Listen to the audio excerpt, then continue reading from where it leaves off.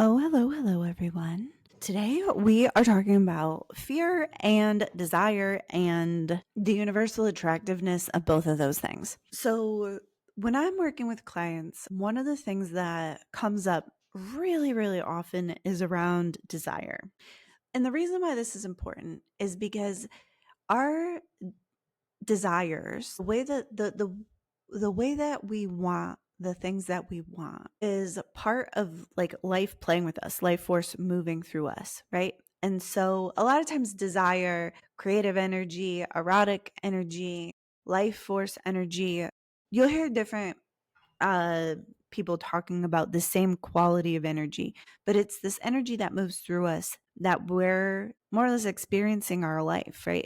It drives us to experience certain things, to create certain things, to go places, to do things, to find things out, like curiosity, all of that kind of plays into desire. And the reason why setting goals that are based on desire is important is because when you're working with life force, like that's part of the place of ease, right? So when we're working with the truth of our desires, that's the place where the impulses make sense, where the universe got, where the guidance makes sense, where the intuition makes sense. A lot of times people will want something and then they'll go about getting it in a way that they don't actually want to go about getting it. So for example, let's just say you think that, I don't know, lawyers make a lot of money. And so you're like, all right, well, I want a lot of money. So I'm going to go do this thing that I don't necessarily want to do to make that money. Right? That's a really common thing that happens for people is I want this and I think this road will get me there. I don't want to walk that road, but I want the outcome.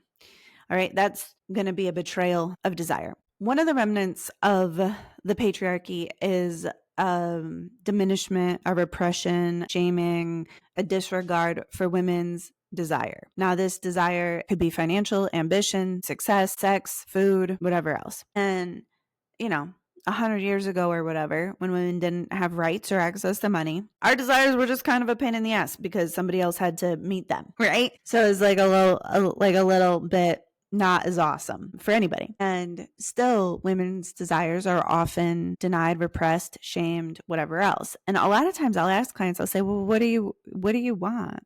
And she'll just tell me what she doesn't want. I'll say, well, if I could, if I had a magic wand, if I could give you anything that you wanted, what do you want? And she's like, I don't know. And nobody's ever asked me that. I never thought about it. And when this happens, one of the things that I notice that really happens when our true desires are disregarded and ignored is when they become more and more quiet. They're harder and harder to hear and understand, even in our own mental space, our own bodies. What I'll see in the transactions when somebody's real desires are repressed is that she'll do a lot of spending on shit that is just trying to scratch the surface to figure it out. People who don't have any clear understanding of their desires tend to want things. They tend to want everything.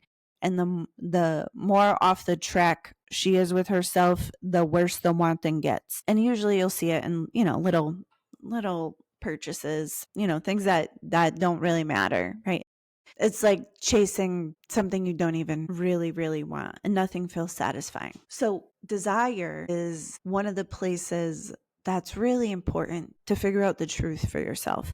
I'll give you a couple tips here because if you're somebody who's not sure about your desires, a couple of the journal prompts that I recommend are things like, if I had all the time in the world, what would I want? What would I really want? If I had unlimited money, what would I really want? If I had unlimited energy, what would I really want? Now, time, money, and energy tend to be three of our bigger limitations. So setting the journal prompt from the place of those things being unlimited helps your mind to see around those mental limitations. So you'll see that. All right.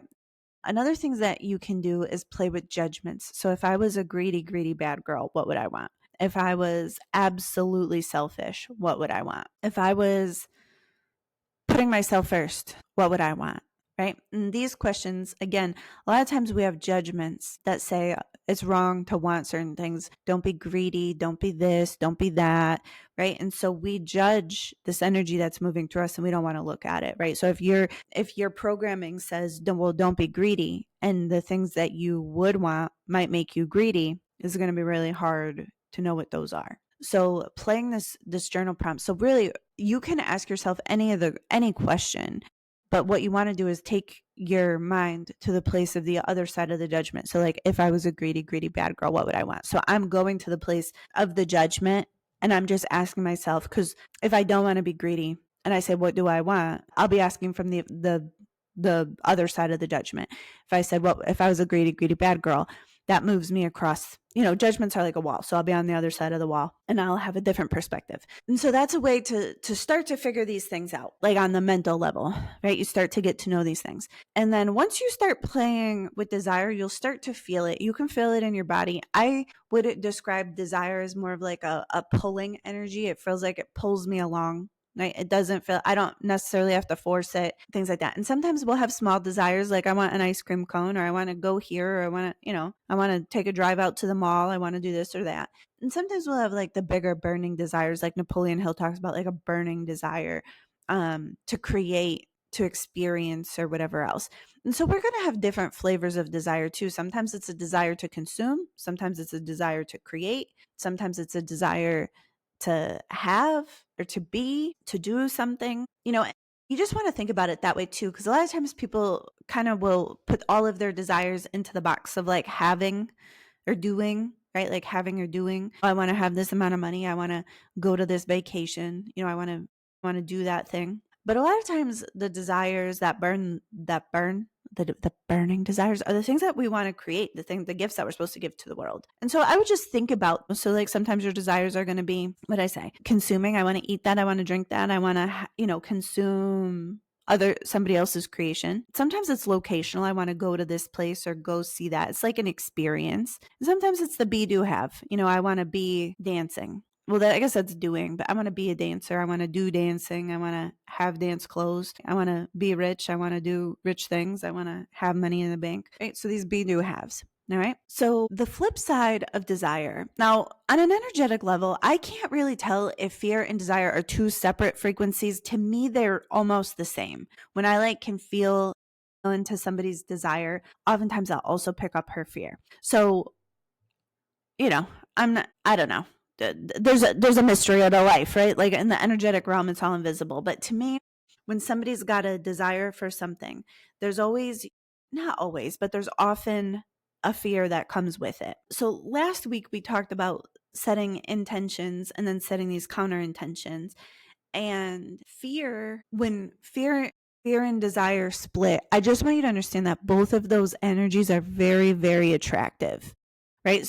Desire is a life force moving through us, and fear is the fear that life force isn't going to move, right? If you take all fears down to the root, they're all a fear of death. They're every single one of your fears. If you track it all the way down, they're all a fear of death. So understanding desire and fear, that's one of the basics of understanding energy, right? So if you care about energy, if you care about manifestation, desire is an opening energy. It's flowing, right? Fear is really tight. It's really contracted. Desire is going to be open to receive. Fear is going to be closed to receive. Desire is going to open up your body to new possibilities. You're going to feel a little bit more, I'll call it just a little bit more open. Fear generally is going to shut down your prefrontal cortex. You're going to feel your body go tight. You're going to feel your nervous system go tight. And the ways that we interact from these two places is really quite different. So when we're in our fear, we're going to do a lot of avoidance, right? We're going to be in a lot of resistance because we're going toward our fear and we don't want to be going toward our fear. And so that's going to feel bad. So your emotions, your focus, if your energy and attention, your words, your actions are moving you towards your fear, you're going to feel bad. Your emotions are going to be all stirred up. They're going to be like, meh, meh, meh, meh. We don't want to go in this direction, which is reliable guidance. And if you're moving toward your desires, you're going to find that your emotions are going to feel better. And part of learning how to direct our focus, which is our theme for the month, is really around also understanding that emotional guidance system. Because what I'm talking about, when I'm talking about it, you can see really clearly between my nonverbals. I know some of you guys are just listening and you don't see my little hand gestures, but there's this clarity that comes when somebody else is explaining it to you and you can see what I'm talking about. You're like, oh, I get it. And that same clarity is really easy to see when someone else is talking and you're listening, or you can see how someone else's focus is clear and in one direction or all over the place in 14 different directions. But when you're the one in the life, when you're the one doing the thing, a lot of times it's not that easy. It's not that easy, especially if you're not practiced at it, especially if you don't know how to redirect your mind, especially, like there's so much that goes into it. And so learning the emotional guidance system, Abraham Hicks talks about the emotional guidance system, but it basically says if you're feeling better, if like this kind of thought feels better, that's a good direction to spend your thoughts. If this direction of thought feels worse, don't do that. If this action feels light and easy and fun, cool, go for it. If this action feels heavy and, hard, don't do it. And what's interesting to me is that so much of like success that we, like so much of the success books, the books on business and things like that, most of these things are like books written by men for men. And it's always just fascinating to me because I feel like men love to shit talk emotions. And to me, it's just interesting because I'm like, if I'm going to spend my life building a business, I want that to feel good. Like I'm trying to have fun at work. I'm trying to have my business feel light and exciting and joyful and playful and feel like a slumber party. If I could make it, first of all, I don't think you make more money by following a logical, linear, non-emotional, what exactly will make the most amount of money in the shortest amount of time principle. Like I think you can have massive amounts of wealth either way that you do it. But to me, it's just so funny because why would you create something that doesn't feel good to be in if you have to spend your time and energy there? Right? Like to me, it makes perfect sense to factor in your emotions into how you're going to do something or why you're going to do it or living a life that feels good. To me, factoring your emotions seems super valuable. But in a lot of like success circles, people are like, when emotions are high, intelligence is low. Not that that's not true. That might also be true. But they're like, don't follow your emotions. Don't pay attention to your emotions when you're making decisions. And to me, that's just, listen, both are valid ways. I'm not shit talking it. I'm just saying like, it's so weird to me that you would, not you, but somebody would build entire aspects of their life with zero consideration for how that would make them feel. It's weird to me. So anyways, as you're playing with this directional focus and you're learning to see, all right, am I facing my desire? Does it feel open? Does it feel good? Does it feel luscious, joyful, playful, delicious? Or am I following my fear? Do I feel tight? Do I feel contracted? Do I feel stressed? Can I feel like my body in a cortisol state? To me, that's a really good, it really helps to understand that focus back and forth. And that emotional guidance system, again, you guys, I told you last week too, a couple weeks ago, I did a class called The Astonishing Power of Directional Focus. And I went really, really in depth around this topic. So if you want to understand the emotional guidance level, like in depth, you can check out that course. There'll be a link in the show notes. It's like a little workshop. It's a tight little, it's not a whole big course. It's just a tight little workshop. So I go a little bit more in depth there around the emotional guidance scale and how to really follow that. But basically it comes down to, do these thoughts feel better or worse? Does this, when I like think about executing this action, does that feel better or worse? If I speak these words, do they feel good or do they feel bad? And learning to tune into that does a few things for you. So first is, and to be able to really feel your feelings, it means you have to drop some energy into your body. And most of us live in a place where our minds are really overfunded.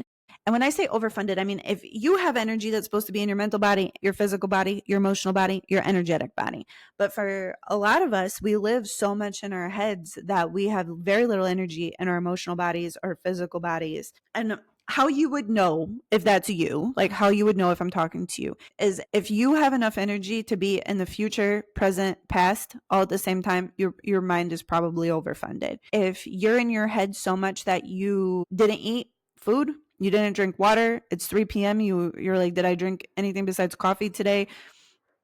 Have I gone to the bathroom recently? Like, if you don't have enough energy in your body, those bodily signals are very, very, you can't hear them. There's not enough energy for you to hear them. I mean, really just those sorts of things, I guess. It's like not being able to attune to your body.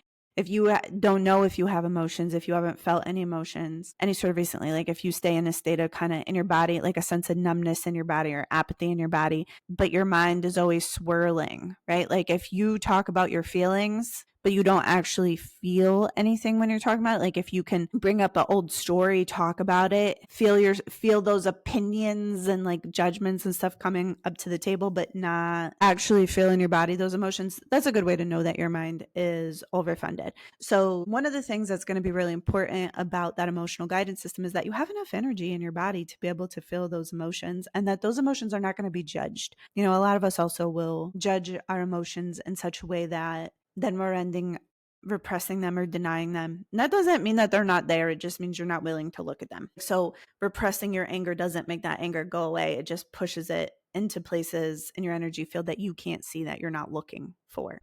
The main takeaway here is, one, I think you get to choose what you want, whether or not you like this.